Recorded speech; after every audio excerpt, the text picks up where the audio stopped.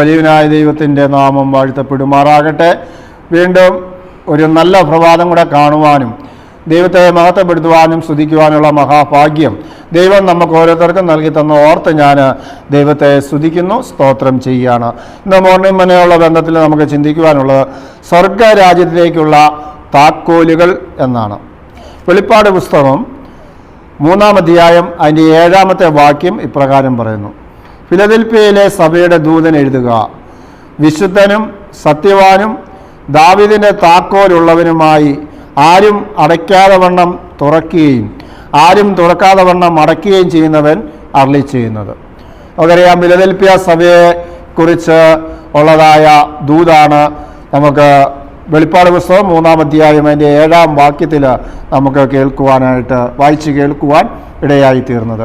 വിശുദ്ധനും സത്യവാനും ദാവീദിൻ്റെ താക്കോലുള്ളവനുമായി ആരും അടയ്ക്കാനാകാത്ത വിധം തുറക്കുകയും ആരും തുറക്കാനാകാത്ത വിധം അടയ്ക്കുകയും ചെയ്യുന്നവൻ അരുളി ചെയ്യുന്നത്. നമുക്കറിയാം, ആ വചനം കേൾക്കുമ്പോൾ തന്നെ അതാരാണ് പറഞ്ഞിരിക്കുന്നത്, ആ അധികാരമുള്ളവൻ ആരാണെന്ന് നമുക്കറിയാം. കർത്താവായ യേശു ക്രിസ്തുവാണ് എന്ന് നമുക്ക് കാണുവാനായിട്ട് സാധിക്കുന്നുണ്ട്. അതിൽ 8-ാം വാക്യം പറയുകയാണ്: ഞാൻ നിന്റെ പ്രവൃത്തി അറിയുന്നു, ഇതാ ഞാൻ നിന്റെ മുമ്പിൽ ഒരു വാതിൽ തുറന്നു വെച്ചിരിക്കുന്നു, അതാർക്കും അടച്ചുകൂടാ. നിനക്ക് അല്പമേ ശക്തിയുള്ളൂ, എങ്കിലും നീ എൻ്റെ വചനം കാത്തു, എൻ്റെ നാമം നിഷേധിച്ചിട്ടുമില്ല. അപ്പോൾ ഫിലദെൽഫിയ സഭയെക്കുറിച്ച് 2-3 കാര്യങ്ങൾ ഇവിടെ ദൈവത്തിൻ്റെ ആത്മാവ് ഓർമ്മപ്പെടുത്തുകയാണ്. ഒന്നാമത്തെ കാര്യം, നിന്റെ പ്രവൃത്തി ഞാൻ അറിയുന്നു. സ്തോത്രം. നമ്മൾ ഓരോരുത്തരും മനസ്സിലാക്കേണ്ടതായ ഒരു കാര്യമാണ്, ദൈവത്തിൻ്റെ സന്നിധിയിൽ ഒന്നും മറവായിരിക്കുന്നില്ല. നമ്മുടെ സകല പ്രവൃത്തികളും നമ്മുടെ സകല ചിന്തകളും സ്വർഗ്ഗത്തിലെ ദൈവം അറിയുന്നു. അതുകൊണ്ടാണ് ഫിലദെൽഫിയ സഭയിലെ വിശുദ്ധന്മാരോട് പറയുന്നത്, നിങ്ങളുടെ പ്രവൃത്തിയെ ഞാൻ അറിയുന്നു, ഇതാ ഞാൻ നിന്റെ മുമ്പിൽ ഒരു വാതിൽ തുറന്നു വെച്ചിരിക്കുന്നു, അതാർക്കും അടച്ചുകൂടാ. അപ്പോൾ നമ്മുടെ ഓരോരുത്തരുടെയും ജീവിതത്തിൽ നേരായ പാതയിലേക്ക് നടക്കുവാൻ തക്കവണ്ണം, നല്ല ക്രിസ്തീയ ജീവിതം നയിക്കുവാൻ തക്കവണ്ണം സ്വർഗ്ഗത്തിലെ ദൈവം ഒരു വാതിൽ തുറന്നു വെച്ചിരിക്കുകയാണ്. ആ വാതിലാണ് വിശുദ്ധ സത്യവേദ പുസ്തകം. അത് നാം പരിശോധിക്കുകയും അത് പ്രകാരം ജീവിക്കുകയും ചെയ്യുമ്പോൾ കർത്താവ് തുറന്നു വെച്ചിരിക്കുന്ന ആ വാതിലിലൂടെ നാം കടന്നു പോകുമ്പോൾ ആ വാതിൽ ഒരിക്കലും ആർക്കും അടച്ചുകൂടാൻ പറ്റാത്തതായ ഒരു വാതിലാണ്. ആ പെട്ടകത്തിനുള്ളിലേക്ക്, ആ തിരുവചന സത്യത്തിൻ്റെ ഉള്ളിലേക്ക് നാം കടന്നു ചെന്ന് കഴിയുമ്പോൾ നമുക്ക് നല്ല ബുദ്ധി ഉണ്ടാകുവാൻ, നല്ല പരിജ്ഞാനം ഉണ്ടാകുവാൻ, നാം ഓരോരുത്തരും നല്ല ക്രിസ്തീയ ജീവിതം നയിക്കുവാൻ തക്കവണ്ണം ഇടയായിത്തീരും. ആ വാതില് ഒരു ശക്തിക്കും ഇന്ന് ലോകത്തിൽ അടയ്ക്കുവാനായിട്ട് സാധിക്കുകയില്ല എന്ന് ദൈവത്തിൻ്റെ ആത്മാവ് നമ്മെ ഓർമ്മപ്പെടുത്തുക.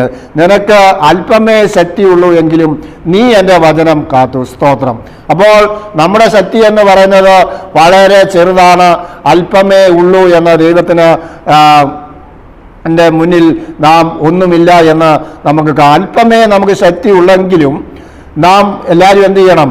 നീ എൻ്റെ വചനം കാത്തു, എൻ്റെ നാമം നിഷേധിച്ചിട്ടുണ്ട്. അപ്പോൾ ദൈവത്തിൻ്റെ പ്രമാണത്തെ അനുസരിച്ചുകൊണ്ട്, ദൈവത്തിൻ്റെ തിരുവചനത്തെ നാം അനുസരിച്ച് മുന്നോട്ട് പോകുമ്പോൾ നമ്മുടെ അല്പമായ ശക്തിക്കൊത്തവണ്ണം നാം ഓരോരുത്തരും സുവിശേഷം അറിയിക്കുകയും കർത്താവിൻ്റെ നാമനിമിത്തം അനേക കഷ്ടങ്ങൾ, പ്രതികൂലങ്ങൾ, രോഗദുഃഖാദികൾ, ആ പ്രയാസങ്ങളിലൂടെയൊക്കെയും കടന്നു പോകുമ്പോഴും ആ പ്രതിസന്ധികളിൽ അകപ്പെടുമ്പോഴും നാം ഉപദ്രവിക്കപ്പെടുമ്പോഴും കർത്താവിൻ്റെ നാമത്തെ നാം തള്ളിപ്പറയാതെ വണ്ണം കർത്താവിന് വേണ്ടി പ്രിയമുള്ളവരെ നാം നിലനിൽക്കുന്നുവെന്ന് എങ്കിൽ തീർച്ചയായും സ്വർഗ്ഗത്തിലെ ദൈവം നമ്മെ അനുഗ്രഹിക്കുന്നുവെന്ന് നമുക്ക് കാണുവാനായിട്ട് സാധിക്കും. അപ്പോൾ അല്പമേ നമുക്ക് ശക്തിയുള്ളൂവെങ്കിലും നിന്റെ വചനം, ദൈവത്തിൻ്റെ വചനം കാത്തുകൊണ്ട് അവൻ്റെ നാമത്തെ ഒരിക്കലും നിഷേധിക്കാതെ വണ്ണം ദൈവത്തിൻ്റെ സന്നിധിയിൽ നമ്മൾ ആയിത്തീരുന്നെങ്കിൽ തീർച്ചയായും ദൈവം നമുക്കൊരു വഴി തുറന്നു തന്നാൽ ശത്രുവിന് ഒരിക്കലും അത് അടയ്ക്കുവാനായിട്ട് സാധിക്കത്തില്ല എന്ന്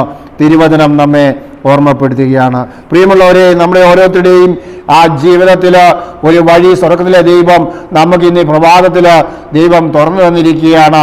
തീർച്ചയായും അങ്ങനെയുള്ള പൂർണ്ണ വിശ്വാസത്തോടെ ദൈവത്തിൻ്റെ വചനത്തിലേക്ക് ആഴമായി തിരുവചനത്തെ നാം ഒന്ന് പഠിക്കുമ്പോൾ, അല്ലെങ്കിൽ നാം ധ്യാനിക്കുമ്പോൾ തീർച്ചയായും സ്വർഗ്ഗത്തിലെ ദൈവം പരിശുദ്ധാത്മാവിൻ്റെ ശക്തിയിൽ നാം ഏത് വഴിയെ യാത്ര തുടരണം, ഏത് വാതിലിലൂടെ നാം കടന്നു ചെല്ലണം, ആരോടൊക്കെ നാം സംസാരിക്കണം, ഏതെല്ലാം പ്രവൃത്തികളിൽ നിന്ന് നാം ഏർപ്പെടണം എന്നൊക്കെയും സ്വർഗത്തിലെ ദൈവം നമുക്ക് പരിശുദ്ധാത്മാവിൻ്റെ ശക്തിയാൽ നമുക്ക് നിർദ്ദേശം നൽകി തരുമെന്ന് തിരുവചനം നമ്മെ ഓർമ്മപ്പെടുത്തുകയാണ്.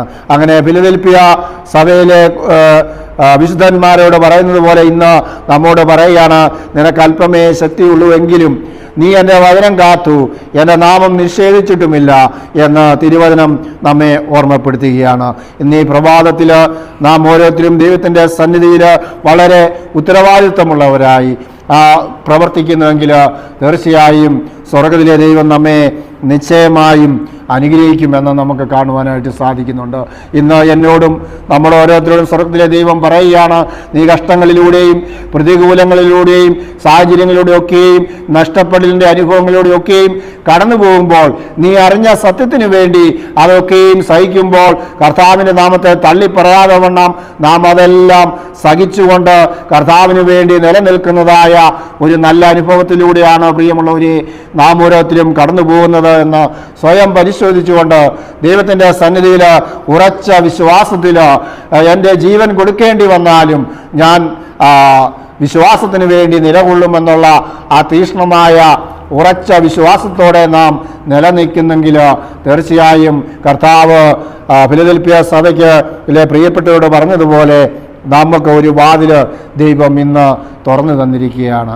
അതാര് വിചാരിച്ചാലും ദൈവം തുറന്ന വാതിലിനെ അടയ്ക്കുവാനായിട്ട് നമുക്ക് സ്വർഗത്തിലെ ദൈവം ഒരു നന്മ നമുക്ക് നൽകി തരുവാൻ തക്കവണ്ണം ഇടയായി തീർന്നാൽ ആ നന്മയെ തടഞ്ഞു നിർത്തുവാൻ ഈ ലോകത്തിലെ ഒരു ശക്തിക്കും കഴിയത്തില്ല എന്നാണ് തിരുവചനം ഇന്ന് നമ്മെ പ്രിയമുള്ളവരെ ഓർമ്മപ്പെടുത്തുന്നത്. അതുകൊണ്ട് ദൈവം തന്നതായ സകല ഉപകാരങ്ങൾക്കും സകല നന്മകൾക്കും നാം സ്തോത്രം പറഞ്ഞുകൊണ്ട് ഇനിയും ദൈവത്തിൻ്റെ ഹിതമനുസരിച്ച് ജീവിക്കുവാനും ദൈവം തരുന്ന അനുഗ്രഹങ്ങളെ അത് മറ്റുള്ളവർക്ക് പങ്കുവയ്ക്കുന്നവരായി, മറ്റുള്ളവരെ കരുതുന്നവരായി, മറ്റുള്ളവരെ സ്നേഹിക്കുന്നവരായി യേശു എന്തെല്ലാം മാതൃക നമുക്ക് കാണിച്ചു തന്നോ അതിനെയൊക്കെയും പിൻപറ്റി അനുസരിക്കുന്നവരായി, മറ്റുള്ളവരെ ചേർത്ത് നിർത്തുന്നവരായി, മറ്റുള്ളവരുടെ ദുഃഖങ്ങളിലും പ്രയാസങ്ങളിലും അവരെ ചെന്ന് കണ്ട് അവർക്ക് വേണ്ടി പ്രാർത്ഥിച്ച് വേണ്ട സഹായങ്ങളെ ചെയ്തു കൊടുക്കുന്നവരായി, നന്മ ചെയ്യുന്നവരായി ആ സ്നേഹത്തിലേക്ക് നാം അടുത്തു വരുമ്പോൾ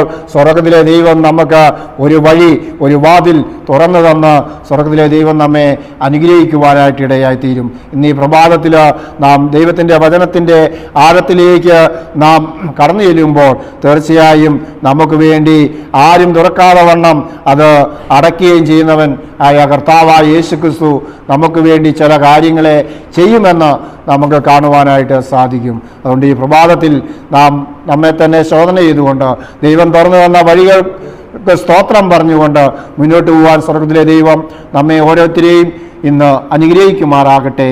ആമേൻ. നമുക്ക് പ്രാർത്ഥിക്കാം. കരുണാസമ്പന്നായി ഞങ്ങളുടെ സ്വർഗീയ നല്ല പിതാവേ, ഈ നല്ല സമയത്തിനായി അടിയങ്ങൾ സ്തുതിക്കുന്നു. ഇന്ന് തിരുവചനം ഈ പ്രഭാതത്തിൽ കേട്ടുകൊണ്ടിരിക്കുന്ന എല്ലാ പ്രിയപ്പെട്ടവരെയും ദൈവകരങ്ങളിൽ സമർപ്പിച്ച് പ്രാർത്ഥിക്കുകയാണ്. രോഗത്താലോ ക്ഷീണത്താലോ പ്രയാസത്താലോ ആരെങ്കിലും ആയിരിക്കുന്നെങ്കിൽ അങ്ങയുടെ വചനമയച്ച് പൂർണ്ണമായ സൗഖ്യം കൊടുത്ത് എൻ്റെ സ്വർഗത്തിലെ ദൈവം അവരെ ആത്മീയവും ഭൗതികമായി അനുഗ്രഹിക്കണമെന്ന് പ്രാർത്ഥിക്കുന്നു. അടിയങ്ങൾക്ക് വേണ്ടി ജീവന്റെ ചപൻ യേശു ക്രിസ്തുവിൻ്റെ നാമത്തിൽ തന്നെ. ആമേൻ.